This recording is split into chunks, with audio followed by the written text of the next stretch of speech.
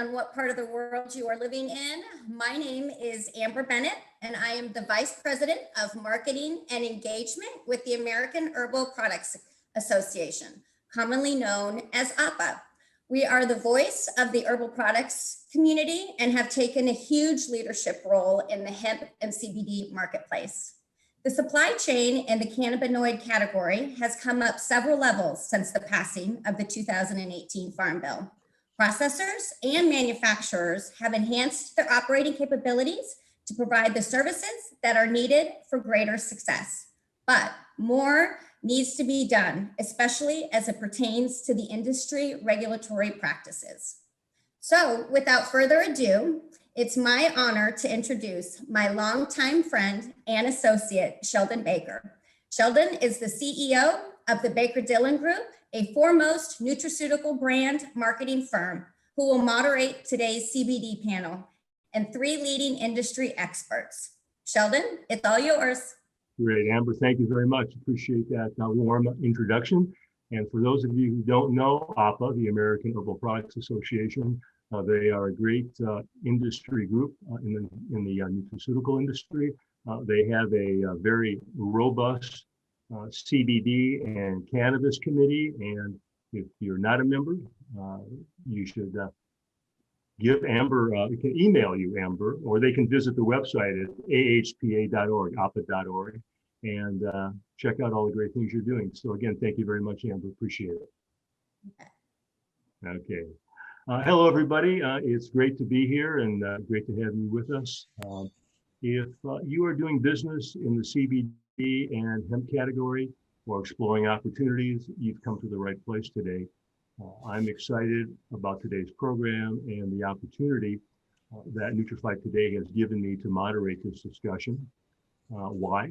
Well, because I have questions just like you. But before we start down the road of CBD insights and opinions, I want to introduce our panel. Joining us from Open Book Extracts is Dave Neundorfer. He's the CEO of their North Carolina-based cannabinoid CBD ingredient company. Mike Hennesy is Vice President of Wana Wellness, and they're known for their great tasting gummies based in Colorado. And from the legal side of things is Henry Baskerville. He's a partner with Fortis Law Partners in the great state of Colorado. Gentlemen, welcome to today's CBD discussion. Wonderful to have you here. And let's talk about the CBD industry, get your opinions, where we're now, where we are now, where we're headed. And so I'm going to start off with question number 1. And Dave, let's start with you on this. Is there a problem with the CBD supply chain? Well, it's a big question. It's an important question, Sheldon, and of course, thanks for having me on this panel. It's an important topic. The reason why we started Open Book Extracts was because the answer to that question was yes. There's a very big problem in this relatively immature supply chain. 2 years ago, 2.5 years ago, we had visions of building and launching our own CBD brand.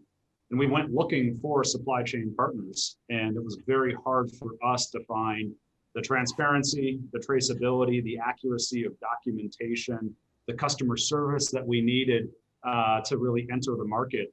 And so that is the reason why we started Open Book Extracts, to bring that reliability, that consistency, that traceability and transparency to the market. That said, there's still problems with supply chain. It's come a long way since 2.5 years ago when we first started considering entering this market. But there are still some gains that need to be made to give brands and their end consumers the reliability and the consistency that they need. And I think consistency is one of the key words. We don't have consistency across the entire supply chain. There are pockets and there are groups that you can work with to have a great supply chain partner. There are also brands that don't demand that level of consistency or transparency or documentation. And therefore, there's also a pocket where there's some real problems still in the supply chain. Luckily, the trend is moving in the right direction. We see our brand clients asking of us questions and requirements for documentation that they weren't asking even 6 to 12 months ago. So the overall industry is moving in the right trajectory, and we look forward to kind of being part of the solution towards the supply chain challenges that we've had. Mike, your thoughts? Well, Dave said it beautifully. Is it completely broken? No. I can say as a brand, we are able to get quality, consistent supply of CBD. But on a whole, there are many problems, and a lot of those really do come back to consistency, from the growing and agriculture to extraction to standards, manufacturing practices. A big one is also testing laboratories.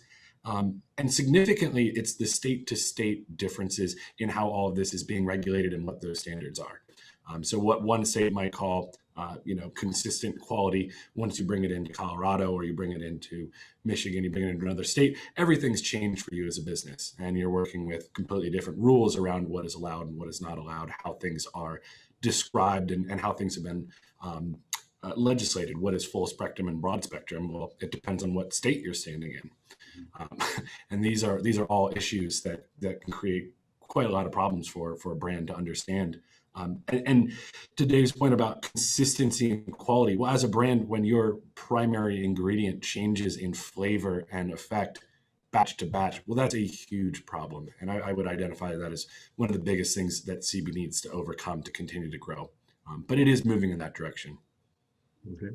Henry, how about from your end of the spectrum? Yeah, I agree with what both Mike and Dave said. I mean, one of the things that I've been harping on for a long time is the inconsistency in testing. And I don't know if it's that certain labs are just like not cleaning their equipment between tests or not doing proper protocol. Whatever it is, I mean, it's a huge problem when you've got one guy has a COA that says that, the CBD content is one particular thing, that it doesn't have any, Delta-9 in it, or that it doesn't have any heavy metals or whatever. And then you get a test from a separate lab that shows totally different things. And I've seen swings of 20% in some areas. And, that's a huge problem when you're trying to sell a commodity and you can't even agree on like the qualities that the commodity has. And so, the 2018 Farm Bill sort of envisioned a sort of uniform testing platform. For whatever reason, that hasn't occurred yet. And so, a lot of people say that lawyers shouldn't like regulation, but at the end of the day, what we need is some consistent regulation so that these guys, like when Wana's looking to buy a CBD, like Mike said, or Open Book Extracts is trying to sell it, that they can agree on the qualities that what product that they're selling has. Because if you can't even agree on that, then I don't know how you can do a deal on price. And we get into litigation all the time where we just had an arbitration filed where my client provided some soft gels and said that they here's the testing that we had. The other side got a different test. So we got another test. We have 5 tests that say different things. And so it's like, what do you do there when you're like, well, these guys, this laboratory doesn't know what the hell they're doing or whatever. But if we had a consistent testing where people had to get some sort of certification from the government that they were doing the proper things when they test, I think that would make life a lot easier. Okay, so I think Henry's touched on some of what I'm going to ask in my next question, and I'm going to go to you first, Mike. Are there areas that we can identify for improvement? What are the right questions? Any questions that you can ask processors or manufacturers? So are there areas for improvement, and what might they be, in your opinion? Well, there's definitely areas for improvement. I'm going to leave this one to Henry, but regulatory, there's a lot of work that can be done. But I'm not going to touch on that. I'm not the expert there. Where I'll dive into is playing off of the lab testing, creating better standards for equipment. So this is, the reference standards you use to actually understand what pure cannabinoids are, to calibrate equipment. I think there can be improvements there. And a lot of what Henry was talking about is the methodologies being used. There's not state level, there's not national levels. There are no set methodologies on how you test for specific cannabinoids. And that's when you're talking about the pure cannabinoids. If you start throwing in other variables like soft gel capsules, gummies. I think gummies are a really big challenge. There's even fewer ways that are validated to test for these products. Labs have developed their own, and they vary from lab to lab. And they're self-validating. They're saying this is the best that we've done, and we've validated within our facility. But it's not being checked by other labs. It's not being certified by state auditors. Pretty much, their truth is the only truth. And it's going to change depending on who you go to, which makes it very challenging for Dave and very challenging for myself to work with labs around how we can understand what is in the product. It's going to affect the quality of the product. It's going to affect the dose customers are getting. So the lab is a really big piece of it. And then I think this part Dave will be able to dive into more, but the supply chain. How do we as a brand understand where our hemp is being grown? How do we understand what practices it's being grown in? And then ask the big question of, in agriculture, how do you have organic hemp? How does that look? What do the regulations look like for that? And how do we create traceability so we can show our customers we have organically grown hemp under these conditions, extracted in specific methodologies, and understand that is exactly what's in our product. And that's just the tip of the iceberg. Dave, how do you respond to some of the things that Mike had to say? Couldn't agree more on testing protocol at the labs, and to Mike's point about what is the source of truth. One of the things that we have done at Open Book Extracts to inform that source of truth is to have all of the equipment that is used at these third-party labs in our own quality control lab. And we also have pharmaceutical chemists who have been at large pharma companies for the last 15, 20, 25 years of their lives, or designing our quality management system. So when it comes to reading a chromatogram coming out of an HPLC, we can have a conversation with a third-party lab if their results don't at least sync with our results within a close boundary, plus or minus 3 or 4%. And then we can have a conversation and we can ask to rerun it from an informed position. And we've gone through that process now with over 25 labs. And now we're working with the ones that closely align with our source of truth because we are very confident in the protocols that we're using to test internally. So having that secondary point from a lab testing standpoint to be able to have an informed conversation both with our lab and our brand clients when they test with their own labs and their own third-party labs and get their results, then we can all work together and solve this puzzle. But the challenge is it's still a puzzle right now. It's getting better, but lab protocols and standards will help, especially across some of the derivative products that Mike mentioned. From a supply chain standpoint, I think the biggest and the easiest low-hanging fruit would be to require all processors and manufacturers to be CGMP certified. That is a adopted quality management system by the FDA. It's by no means required for the CBD market. Right now, we hope it is. We were glad to see that was included in Rand Paul's Senate proposal. We think that a lot of the challenges from a consistency and traceability and documentation standpoint would be addressed just by overlaying that requirement. Because once you are GMP compliant, you need to have the SOPs in place with the supporting documentation to be able to have a conversation with brands, leading brands like Wana. And if you don't have that in place, and if you don't have all the documentation at the ready, luckily the up and coming brands and their consumers are expecting more from the supply chain. So again, if you're a processor and you're not thinking about GMP yet, even though it's not required or federally mandated, we think it's where the market's going, and we're glad to see that overall trend. Great response. Henry, Mike seemed to think that you might have some input here from a regulatory standpoint. Yeah, sure. I mean, part of the issue that Mike kind of touched on is different regulations from state to state. And so, I wish that the FDA would take a more active role in getting into CBD and making sure that customers are getting a consistent product. I mean, you go to the store and you buy, a thing of chicken in Colorado, you can understand that you're going to get a similar product that you would get in California or wherever else, because the FDA makes sure that chicken is, theoretically grown in a certain way and so forth. And that just doesn't exist in hemp and cannabis yet.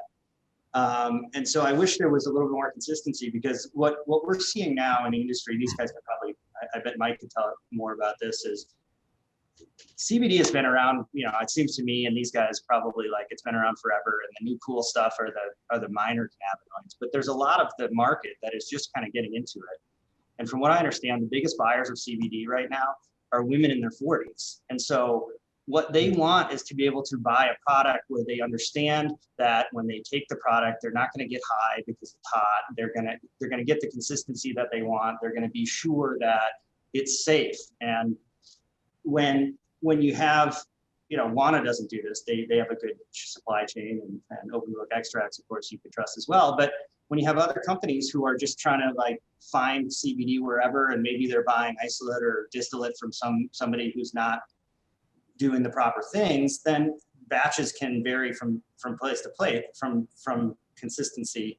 And so you get consumers who buy it, and maybe they get a bad batch, and they take some CBD and they get a little bit high from it, and they're like, oh my God, that's not what I wanted. I want to go in a different direction. So I think it's important so that consumers who are kind of just coming into the market can trust the products that they're getting, to have some sort of regulation from the federal government, so we can have a consistent product across all states. Very good. One last question, staying on supply chain, and you may have covered this to some extent, but what should a manufacturer look for if they're visiting a supply chain lab or processing facility? What should they look for? What questions should they be asking, Dave? First of all, they should lay eyes on the lab, and lay eyes on every piece of the value chain that's claimed by that lab. This industry in the past has had an issue with possessive pronouns: my farm, my lab, my strain, my proprietary formulation. And so any claims that are made should be validated. Go and meet the team, see the facility, see the quality management system, trace the chain of documentation from step to step, and link of the value chain to link of the value chain. And luckily, I think that you're going to have a lot higher of a batting average of finding a reliable supplier than you would have had 2 years ago. But it's still very important to go and see your supply chain partners, meet face to face, and then demand the traceable documentation from step to step. I think that's table stakes to building a long-term relationship with supply chain partner. Yeah, and so Mike, would you say, is that what you did, or is that what Wana did in their course? I've set foot on many farms, stepped into many extraction labs. I agree with Dave entirely. It's extremely important. But what's most important over everything is documentation. That's going to, when you can tour a lab, but they might not operate that way every day. You need to see the documentation every batch, every time. I think that's the one other thing I would add to that conversation is, if you're not getting documentation on every batch that proves they're doing what they said they're doing, you might be getting inferior product. You can run into issues there. So the documentation throughout the supply chain is absolutely critical. And then beyond that, it is understanding your results and understanding what those mean. So that's your own QA within your own facility. Being able to recognize when things are askew and that might have errors. I think that Dave and his team having their own QA lab with their own analytical instruments is really a model that a lot of businesses should be looking at. It gives you an ability to have conversations with those labs and to validate against what documentation you're seeing coming into your facility. So not only have you been to a grow, you've been to an extractor, you then can look at their documentation and validate it with your own instruments, which is really, really great. Fantastic.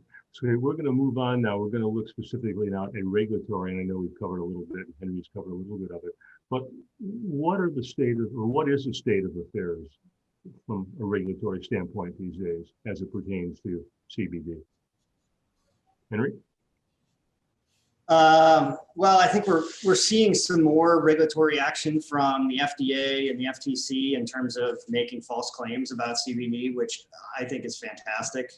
There was a number of letters that went out this winter about people making all sorts of ridiculous claims that CBD cures cancer, it cures HIV, all this other stuff. And to me, those people give the industry a bad name, because I think, and I'm sure everybody else on this call thinks, that CBD does have beneficial qualities, but it's not a cure-all for everything. And if people are making these outlandish claims and continue to make that, eventually people are going to think that CBD is snake oil, and it's going to go the way of, all these other trends that Dr. Oz pitches on late night TV.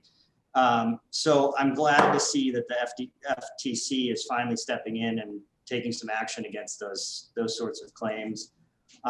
There's myriad bills that are always kind of bouncing around in Congress trying to better regulate CBD, and at some point, hopefully, we'll see some more regulation. I think we're probably going to talk about Delta 8 at some point. That's sort of a hot topic, but we'll leave that for the next question. Indeed, we will. And I'm going to jump into the next question because it's still regulatory issues, and both Mike and Dave, you can get into this as well. But again, from a regulatory standpoint, there is an uncertainty, I understand, from advertising to labeling and probably beyond. And that's preventing big box stores or chain drugstores from, at least some of them, from stocking CBD products. What can be done? Again, Henry, we'll go to you. Well, so, according to the FDA, it's still not legal to put CBD in a consumable product, even though, everybody does it.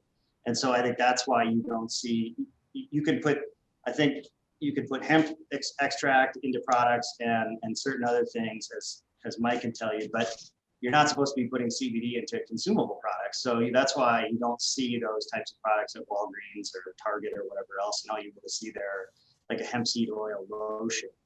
I don't really fully understand why they've taken that position. And it looked to me that about 2 years ago, they were going to actually change that and start regulating CBD in consumable products. And, here we are 2 years later, and it still hasn't fully happened.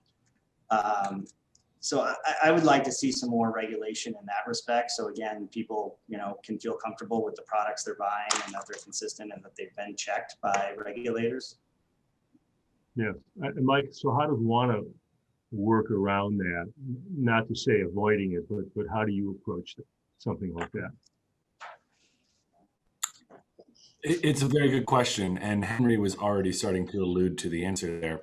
Wana does not produce CBD gummies or CBD products. What we're doing is we're taking broad spectrum extracts of the hemp plant, and we're infusing those broad spectrum hemp extracts into our gummies. So that's the way, and there has been some precedent for this in other nutraceutical products where it's the extract of the plant itself is not regulated the same way that CBD is being regulated. So that's the way we've been operating until the FDA gives guidance on whether this is legal as a dietary supplement or legal as a food ingredient.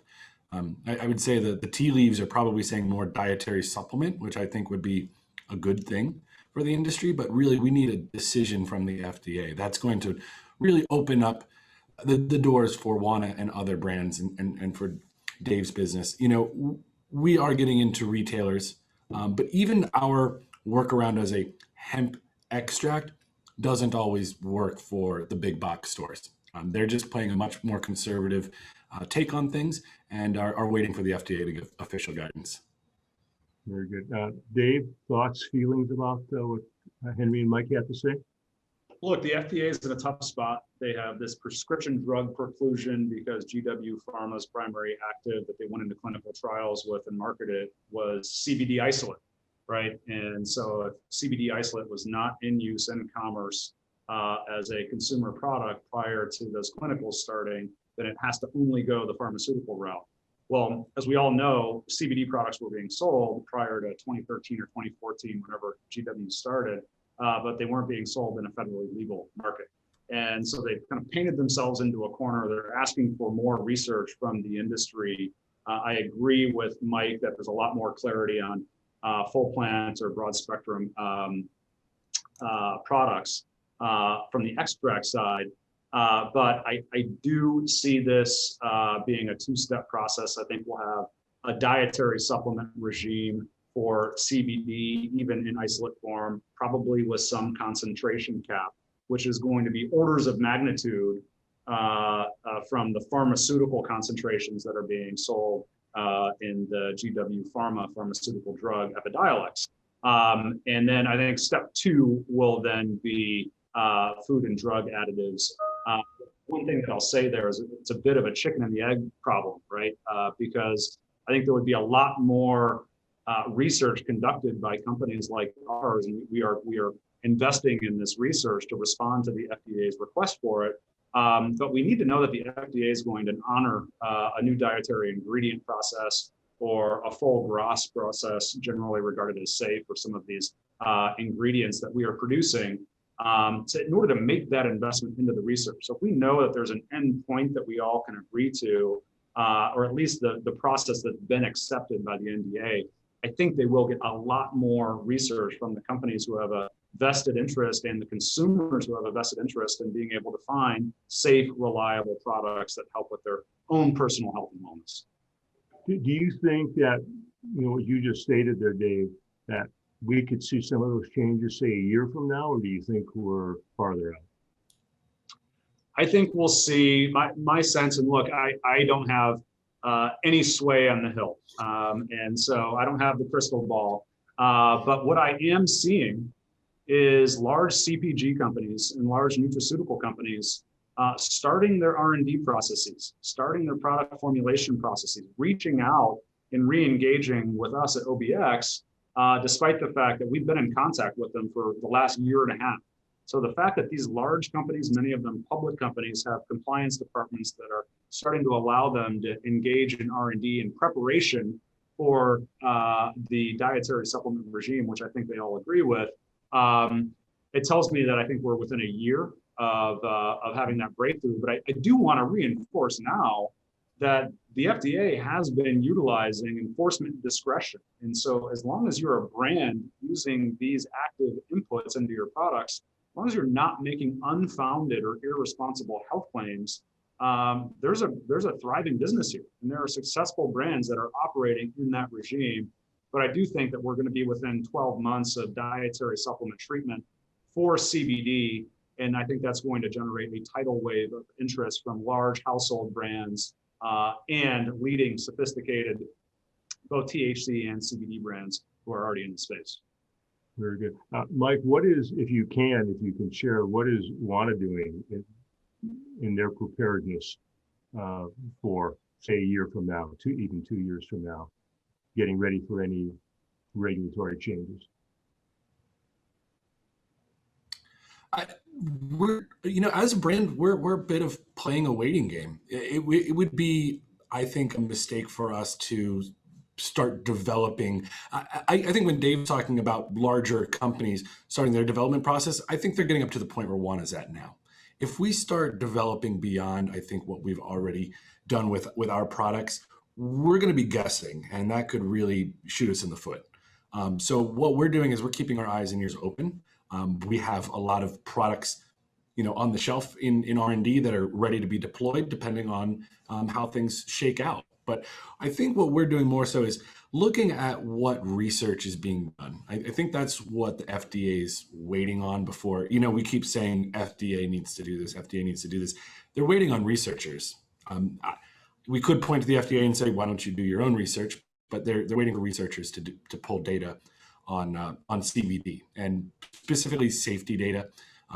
The GW drug that was approved by the FDA did notice there could be some liver concerns. So I think before we see the FDA make the decision they need to do, we need to see the research come along first on the safety, efficacy, and any liver toxicity dangers that might be coming from CBD, which I don't believe they're going to find any. I'm really looking forward. There are several studies currently being done right now that will be publishing data in the next year. So as far as what's Wana doing, we're waiting to see what those studies come out to say. Very good. Final thoughts, Henry, on this topic? No, I think these guys covered it. I mean, I tell my clients that as Dave said, eventually we're going to see the bigger companies getting into the business. And so the idea now is to set up best practices so you can be looked at as a leader and somebody that people want to partner with, as opposed to, being left by the side of the road. But yeah, I think they've covered it pretty well.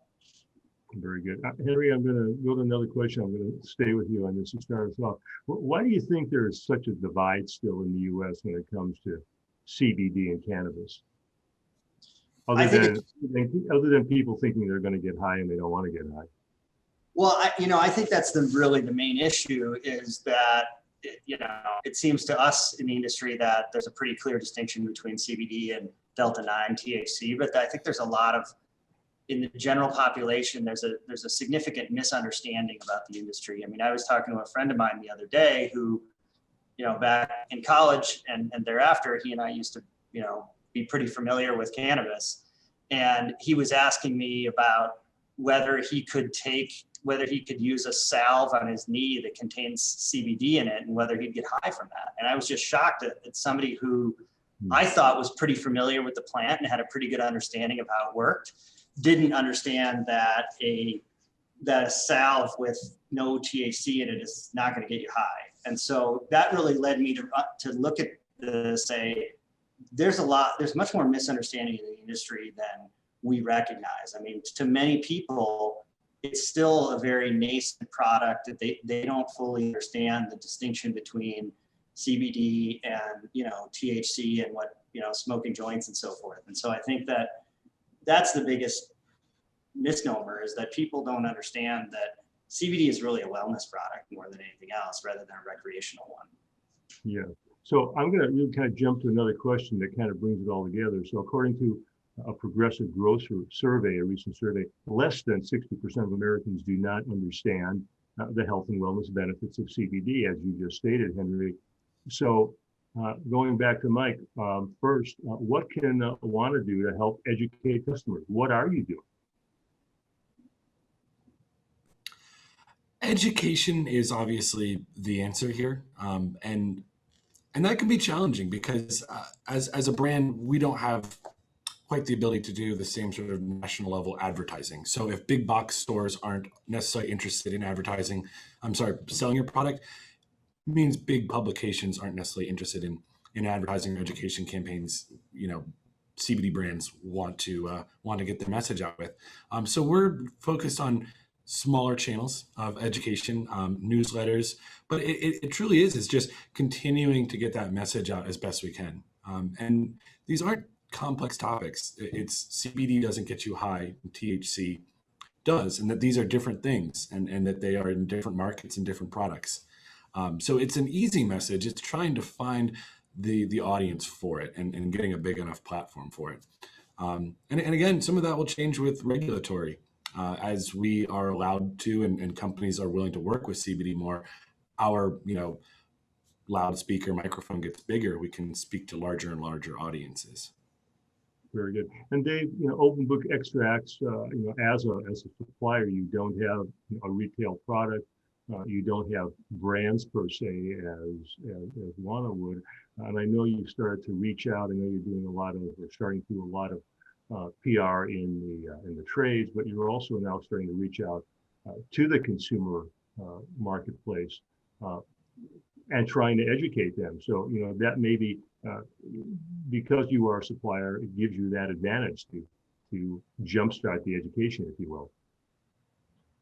Well said, Sheldon. And we take a rising tide lifts all ships approach, and we want to be shoulder to shoulder with groups like Wana on the education front. And we think that the best enablement for education is scientifically backed data. And so we are doing our work to better understand at a mechanistic level how these cannabinoids work within our endocannabinoid systems. We're partnering with groups like AHA, the European Industrial Hemp Association, to conduct the safety studies that the FDA is asking them for. And so we're actively engaged on the research front. And then we also leap at opportunities to write blogs, share our thoughts, write articles, take interviews, serve on panels to just help help just like get to that base camp 101 CBD. I had a friend of mine say the other day that I've never tried CBD because I care about all of my brain cells. And I was so blown away by that comment for an ingredient in a product that is helping so many people with their health and wellness goals, whether it's anti-anxiety or better sleep or anti-irritation or joint pain. And so for me, that is a call to action for research and much greater involvement on education. And we view that education and research effort as, again, rising tide lifts all ships. Let's make sure we're working together here to make this market long-term and sustainable. It's a question I haven't asked any of you, but I'll stay with you, Dave. You use CBD products? Every day. My wife and I use capsules at night. We take them about 30 minutes before we go to bed. Helps us turn our minds off, turn our brains off, relax a little bit, go to sleep and stay asleep. I also am a former rugby player and former hockey player. And so I've had both of my knees redone. And instead of what was my daily regimen of 4 to 6 Advils per day, I now have a pain stick, a topical that I rub on my knees and get great comfort with that. Very good, very good. Okay, hey, let's move into another area that I know when we were doing the promotion for this event, it came up. So it's a very hot topic, and that's Delta 8 THC. As I say, it is a hot topic. Henry, I think you should lead us off on it. Yeah, sure. So I'm assuming most people understand what Delta 8 THC is, but just as a brief overview, you know, the 2018 Farm Bill explicitly amended the Controlled Substances Act. And so now on the Controlled Substances Act, the only illegal product is Delta 9 THC. And that's the one that people traditionally think of as THC, when you smoke weed, what gets you high. Now there's another cannabinoid that's become all the rage over the past couple of years called Delta 8 THC. I'm not a chemist. I've heard some people say that it's an isomer of Delta 9. It's similar in chemical structure, and it does have some psychoactive properties. I think it's about 70% as psychoactive as Delta 9, and tends to give a little bit different high. I've taken it sometimes, and it's more of a mental clarity than it is a sort of like laughing kind of high. And so because of the language of the 2018 Farm Bill amending the Controlled Substances Act, there's, at least in my belief, it's pretty clear that Delta 8 is legal on the federal level. And so people have been selling it crazy because, especially in states where cannabis is not legal on a recreational or medical basis, people can buy Delta 8 products and experience a similar kind of high. Many states have, the DEA has taken a different view and argued that Delta 8 is illegal for a variety of reasons, which I think are ridiculous. And some states have specifically done some regulation to either regulate or make Delta 8 illegal. There's, I think, 11 states have taken regulatory action. There's another 6 or 7 that are talking about it. So it's all the rage. There was a recent letter from the CDPHE in Colorado we can talk about in a minute, which again, I think is misguided. But yeah, I'm telling my clients that, look, if you want to get into Delta 8 and you want to sell it, get while the getting is good, because I think the writing's on the wall that at some point Delta 8 will be either illegal or will be regulated similar to Delta 9. I just don't think it is right now. And so, you know, I wouldn't get a huge stock. I wouldn't get a huge inventory of it if that's the route you want to go. And you got to be careful because some of the regulators have taken a different view than I have. I have a question. I'm just going to throw this out to all of you. If you don't want to answer it, you know, that's okay. If you've tried Delta 8, what's it like to get high from that? Would you know, or from what you've heard? Is there a difference? Mike? For me, it's a less potent THC. It's milder. It's less psychoactive, and that aligns really well with when you look at the pharmacokinetics of it. Its binding affinity is less at the CB1 receptor. To Henry's point, it is an isomer of Delta 9. It's actually a single double bond on an aromatic ring is shifted from one carbon to the next. The difference, if we were to look at the two side by side, you would have to be a chemist to point it out. They're very, very similar. Okay. Dave, your thoughts?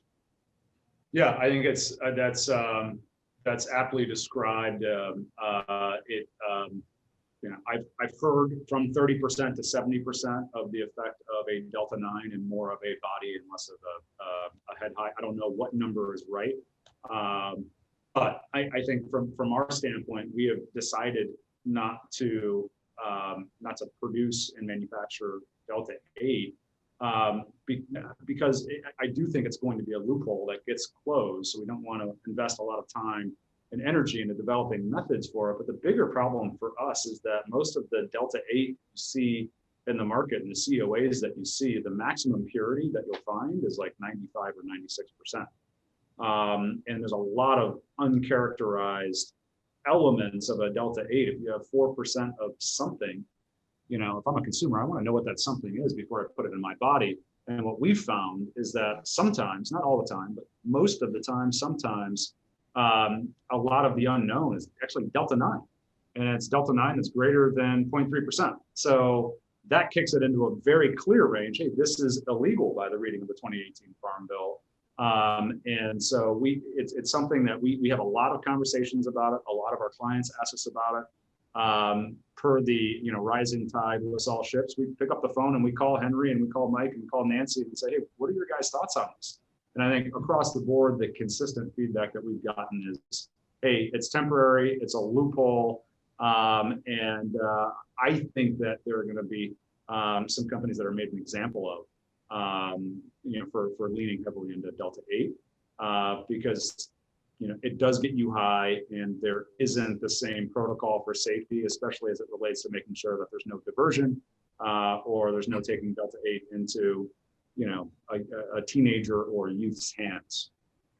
Piggybacking on that as well, I think one of the important things with delta 8 is it's a loophole through it being derived from hemp, but the word derived or the word processed isn't exactly defined. And delta 8 is not found in significant quantities in any hemp strain that I've come across. I've never seen a COA with 10, 15% delta 8 THC.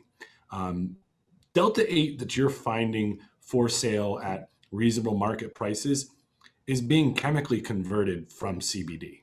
They're taking CBD isolate and they're reacting it in strong acids over 24 hours and creating a chemical conversion from one molecule to another.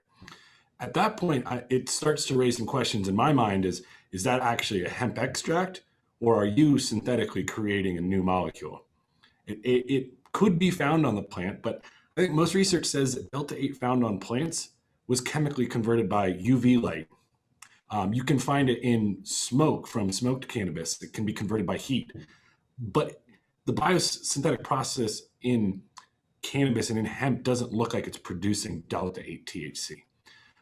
So the question there I really ask is it really an herbal extract? Is this really plant medicine, or is this a synthetic chemical that is being produced? It does feel to me like a loophole and something Wana has decided not to go down that road. Yeah. Okay. So before we go to final comments, one last question. The CBD market, in your minds, is it evolving as it stands today? Is it evolving, Dave? I think it's evolving. I think it's evolving incredibly fast across multiple dimensions. I think consumers are a lot more informed now. There's an 80% awareness about CBD in the United States right now. Unfortunately, there's only a 15 or 20% trial rate. I think that Delta is going to get closed as new and innovative brands launch products that are more therapeutically and need state specific. I think the first wave since the 2018 Farm Bill, there was a CBD craze, right? And the only thing that mattered about your product or your brand was that it had 3 big letters on it, CBD. What do you use it for? You use it for everything. You want to focus, use CBD. You want to go to sleep, use CBD. You have knee pain, use CBD. And what we're seeing now is a lot more research and innovation around technology enhancements of the underlying products, whether it's water solubility or stability or flowable powders. We have unique and differentiated form factors that fit within the routines of the mainstream consumer. I don't think a tincture bottle fits with anybody's daily routine, but a dissolvable tablet would, a powdered drink enhancer would. We've seen that before. We've used these before. It's familiar to us. And so I see the innovation evolving quickly, the research evolving quickly. And then going back to the starting theme, I see the requirements of supply chain partners in this space going absolutely through the roof. And we at OBX can be more thrilled about the increased stringency and detail that is being required by brands and then also their consumers. Very good. Henry, is there a legalese response to that? Well, I don't know if there's a legalese response, but I would sort of echo what Dave said, that in my mind, in my view, that the market has changed significantly over the past couple of years, because what happened is you had 2018 and early 2019, the demand outstripped supply, and it was like no matter what product you had, you could sell it, and you could sell it quickly. I mean, isolate, I think a kilo of isolate in like the spring of 2019 was like $5,000. And what happened, as I see it, is many people jumped into the industry, particularly in the summer of 2019 after the passage of the Farm Bill, and grew a lot of hemp, because that used to be a big kink in the supply chain. There was never enough biomass. And so a ton of people grew hemp in the summer of 2019. And then in the fall, there was all of a sudden, there was just this glut of hemp and biomass that had never existed before. And, you know, prices dropped extensively. And then that sort of went headlong into the 2020 shutdown from COVID-19, when a lot of retail stores were closed. And so, you know, when 2 years ago, a kilo of isolate was maybe $5,000, you can get one for under $500 now. And so, you know, having a lot of companies, especially ones that just joined the industry, and all of a sudden you're projecting certain models, and all of a sudden the commodity you're selling loses 90% of its value. It's tough. It's, you know, I'm sure that Dave could talk all about that, but I think in a way it's really good for the industry, because A, that shakes out a lot of the jokers who didn't belong in the industry anyway. And B, it's made CBD much more accessible to consumers, so that you can actually afford to have that as part of your daily regimen. I mean, it went from, you know, a couple of years ago, if you wanted to add a soft gel in the morning along with your fish oil and your turmeric or whatever else, that might cost you $1 a day. Now it's, you know, 10 cents maybe. And so that's making the market much more accessible to consumers to be able to add CBD to their regimen every day and not break the bank. Very good. Mike, you agree with all these points that both Dave and Henry have made? Absolutely, of course. Dave and Henry have hit some excellent points here.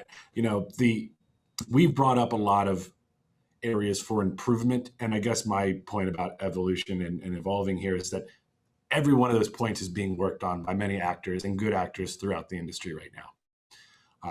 And the only thing I'll add, because innovation is really my role and what gets me excited, and I think we're seeing a lot of innovation in hemp and CBD.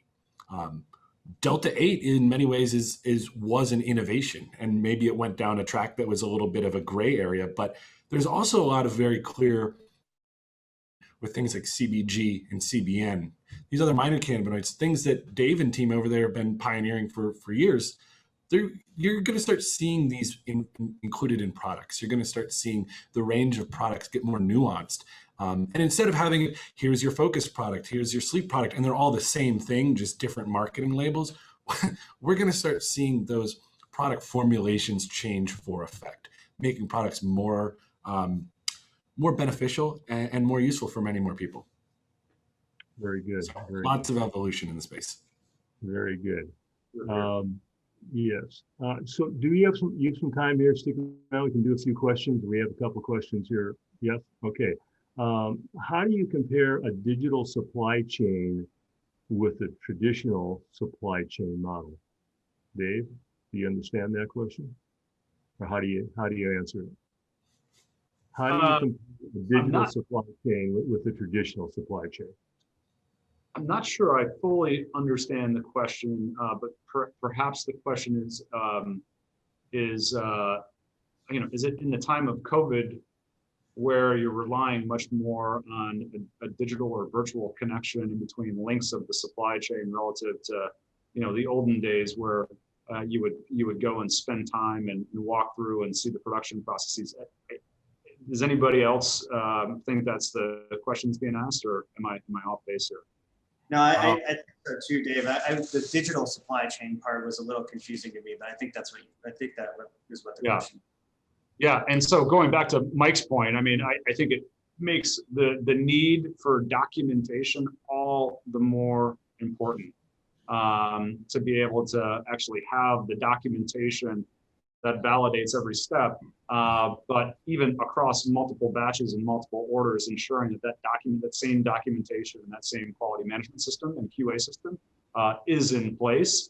I think by it being digital or virtual, you really need to pay that much more attention to the documents that are coming with the products and processes that you're leveraging. Mike, I think you earlier talked about product testing. So the question is, what methods would be used in any product testing? Well, product testing, you've basically got your every brand and every producer should be following a key set of panel tests.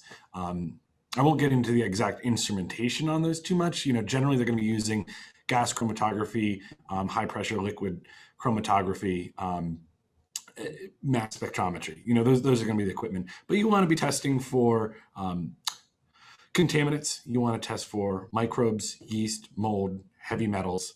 And then, of course, you want to have your potency testing, residual solvents testing, and homogeneity testing. That's a standard panel. Any good product should have those tests. And if it doesn't, you need to be shopping for a different product. It's as simple as that. Okay. We had a number of other questions, but I think we've responded to them. But I had another question that I was going to ask, and it kind of ties into this last question here from a viewer. The NFL made the announcement, I think even this week, they want to use CBD for pain treatment. And so we have a viewer asking us about CBD acceptance in sports nutrition. Dave? So I think that, look, we've seen some major influencers put their name behind CBD brands, including Rob Gronkowski, and we are excited to see actions taken by the NFL to say, hey, I want to learn more about these products and the benefits that they can provide for our players. I think that it's starting. I think I saw that there was a women's soccer player that just joined through a sponsorship relationship with Charlotte's Web. Carly Lloyd, I believe is her name. So it's very exciting to see at the Olympic level, the professional level, that there's an embrace of CBD for addressing some of the aches and pains that come from putting your bodies through such a challenging sport and a challenging training regimen. Beam is a product out of Boston that got its start through embrace from the CrossFit community. Talk about an intense workout. These CrossFit games, these participants, these world-class athletes are using this product from Beam, and Beam's guarantee is that there's never going to be a trace of THC in their products. And so you can get the benefits of CBD without running the risk of failing a drug test. And that is, I think, an important qualifier in terms of the debate, or at least the discussion that all of these professional leagues and Olympic bodies are having as it relates to CBD. Mike? I think Dave covered it very well, but we've obviously worked with several influencers and athletes. We have ultra marathoners, we have yogis, and they find the same kind of health and wellness benefits that our general population and consumers are using. But they're applying it for very specific use cases. And I think they're going to be, to the point and question earlier about how do we educate people more about CBD, I think influencers and larger media figures may have one of the best options or abilities to be able to get the message out there. The more this is put into the mainstream, the more people are going to be asking questions about it and actually looking for the education. You know, the content's there. If you Google CBD, there are hundreds of websites with great information. So it's not like the information's not there. We need to get people excited to want to go learn more about it. I think sports figures, mainstream media folks are going to be some of the main drivers for that. Very good. Okay, before we go to contact information here, let's go around the horn. Final comments. Henry, anything you'd like to add? I don't think so. I think we covered it pretty well. You know, the supply chain, I guess that was the topic today, is getting better, still not perfect. But, you know, you're talking with some of the industry experts here with Mike and Dave. They're both doing it the right way. And so I was happy to hear what they said as well. Very good. Dave? Yeah, I think that my final comment, and this is the joy of being in this industry, is that we are just scraping the surface right now. So this is the tip of the iceberg from an innovation standpoint, from a benefits lineup standpoint. You know, a lot of people talk about sleep and anxiety and pain, but down the line, there's metabolic disorders, there's women's health. Going back to the sports analogy, there's neuroinflammation prevention from concussions in sports. Can you reduce the likelihood that you'll get a concussion if you have a collision? And so Dr. Deddy Muri at one of the last Cowan Cannabis conferences said, hey, 50 years from now, we'll still just be scraping the surface of what we can do with this plant. And it's such an exciting field to be in. I'm so excited to have, compatriots and Henry and Mike and just a lot of people who are entering this market for the right reasons, driving that education and research process that I think is needed for us to get to the next level. So very exciting time. Fantastic. And Mike, your final thoughts? My final thoughts are just that as an industry, we need to continue learning and educating. Not only do we need to spread education to the public, but while everyone on this panel is experts, I think we all agree that we all need to keep learning. As Dave said, and Didi Maria said, we're just scratching the surface. So we can't sit on our haunches. We need to keep learning, keep researching, keep finding out what there is to uncover and how to do things better within the industry. I want to thank you, Sheldon, Henry, and Dave. This has been a great panel. Fantastic. It has been. Before we go, I'm going to actually ask all of you to do this. There's probably a lot of people out there, clients, potential clients, customers, want to talk to you. Mike, how can you be reached? You have an email. Give us your website. Mike at wanabrands.com. And is that also the URL, wanabrands.com? Yes, sir. Okay, Dave? Openbookextracts.com is the URL, and my email is dave@openbookextracts.com. Would love to hear from you. Great, good. And Henry? Hey, sorry, of course, the joys of working in the city, there's a fire engine going by. My law firm is Fortis Law Partners. It's fortislawpartners.com. That's kind of a mouthful. You can also email me at henry@fortis.law. If people want to talk, I'd be happy to answer some questions if anybody had any. Thanks a lot for having us, Sheldon. Absolutely. Great having you here, Henry, Mike, Dave. Appreciate an hour of your time here today. And I'm certain that most of the, hopefully everybody who's been registered and listening in and watching and who will be downloading this forum moving forward will get a lot out of it.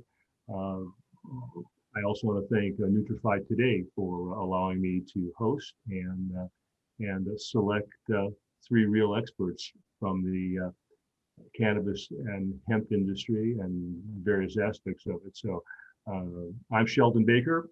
I can be reached at sheldon@bakerdillon.com, and feel free to reach out to me. Would love to hear from you as well. Again, thanks everybody for joining us, and we'll see you next time. Thank you. Thanks, everybody. Thanks. Bye. Okay, Yep. Super good. thank you. Thank you very much, and have a good day ahead. Thanks, guys. That was fun. Thank you. Thank you, Henry. And Thank you, Mike. thanks a Thank lot to our sponsors, which is Vidya Herbs, Lifespan, and Aspirin Nutrition. Thank you very much. for making this happen.